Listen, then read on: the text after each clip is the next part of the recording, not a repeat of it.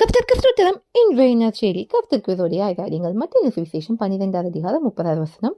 கர்த்தராகிய இயேசு கிறிஸ்து சொல்றாங்க, என்னோடு இராதவன் எனக்கு விரோதியாக இருக்கிறான், என்னோட சேர்க்காதவன் சிதறடிக்கிறான்ட்டு. அப்போ இதுல 2 காரியத்தை பார்க்கணும். ஒன்று, யார் கர்த்தரோடு இல்லையோ அவங்க கர்த்தருக்கு விரோதி, யார் கர்த்தரோடு சேர்க்கலையோ அவங்க என்ன பண்ணுவாங்களாம், சிதறடிக்கிறாங்களாம். அப்போ இன்னைக்கு நீங்க எப்படி இருக்கீங்கன்னு யோசிச்சு பாருங்க. நம்ம கர்த்தரோடு இருந்தால் கர்த்தருக்கு சிநேகிதனாக இருப்போம். இன்னொரு விஷயம், நம்ம என்ன தெரியுமா பண்ணோம், கர்த்தருக்கு பிரியமாகவும் வாழணும், கர்த்தருடைய பிள்ளைங்களுக்கும் ஏற்றபடி வாழணும். ஏன்னா ஏசப்பா என்ன சொல்லியிருக்காங்க, உன்னை தொடுகிறேன் கண்மணியை தொடுகிறேன். அப்போ கர்த்தருடைய பிள்ளைங்களுக்கு விரோதமாக நீங்கள் எழும்பினாலும் நீங்கள் யாருக்கு விரோதமாக தான் எழும்புறீங்க, கர்த்தருக்கு விரோதமாகத்தான்.